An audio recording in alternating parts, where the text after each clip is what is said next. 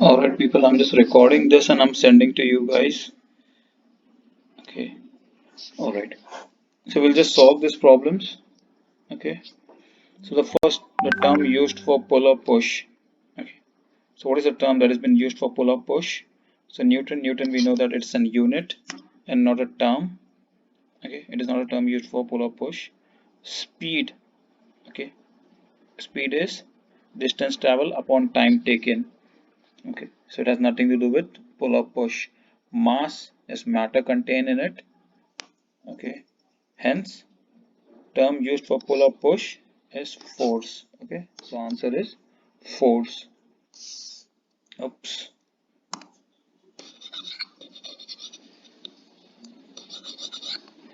All right. So now,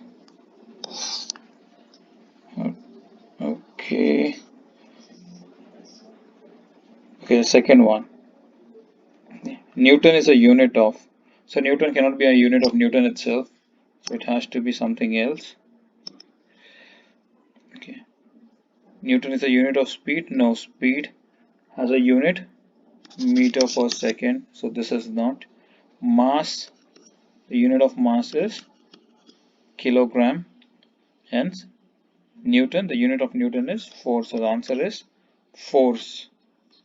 Alright, let's move on to the third one. Okay, kilogram is a unit of, so kilogram is not a unit of Newton. Newton itself is a unit. For speed, it is meter per second. So kilogram is a unit of mass, is a matter, how much matter it holds. So the answer is mass. Okay, now kilogram force, kgf, that means kilogram force is a unit of. So it is a unit of Newton. Newton is a unit, so it cannot be. Kilogram force is a unit of weight. Okay, so that is right. Kilogram force is a unit of weight. For mass, we have kg, and for speed, we have meters per second. All right, so the answer is weight.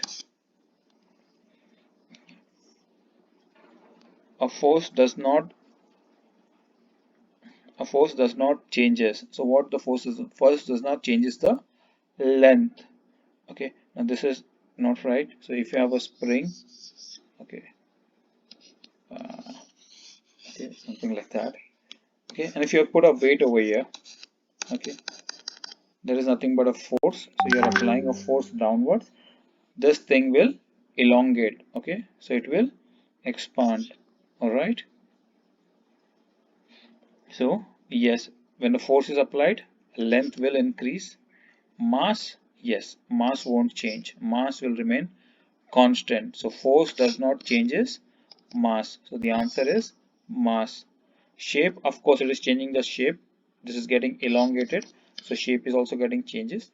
And state of motion. So if there is a ball that has been thrown at the batsman, if it hits, the direction of the force changes. So initially it was supposed to go in this direction, but when the force has been applied, the ball went in this direction.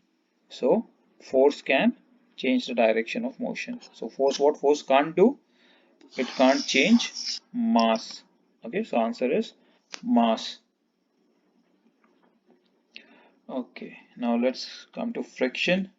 So sliding friction is more than. Okay, so basically you have to remember that first is a static friction, the maximum.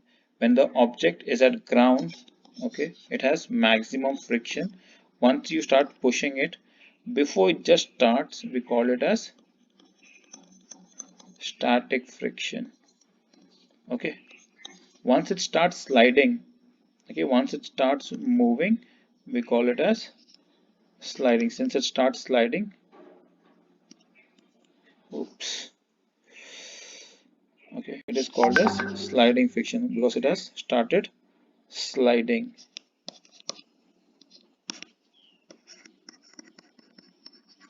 Okay, sliding friction. And if you keep the same box on a roller, it is called as rolling friction.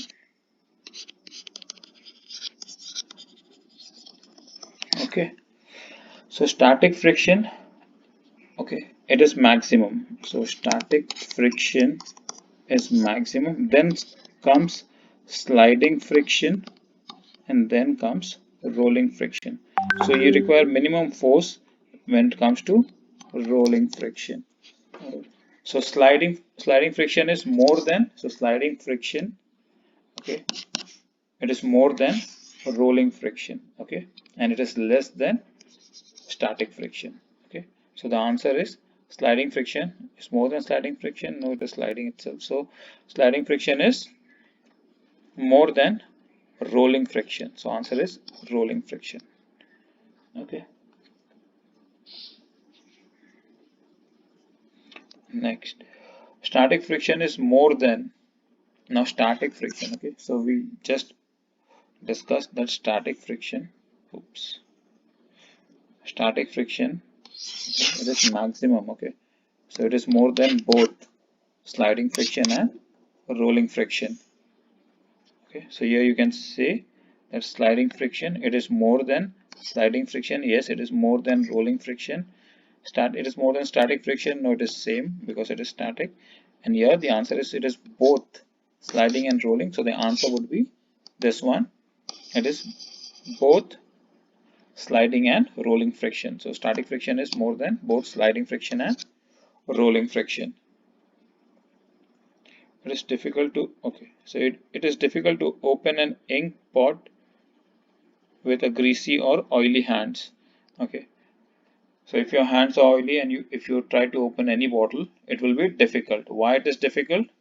Because lack of friction, because you are unable to generate friction, okay. So answer is lack of friction. Increase in friction, no. If the friction is more, of course not. Both, no. None, no.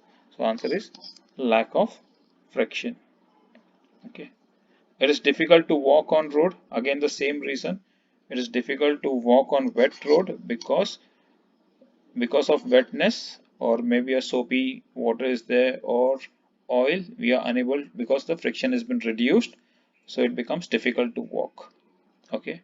So it is difficult to walk on wet roads because of, again, lack of friction, because friction has been reduced and decrease in friction, okay.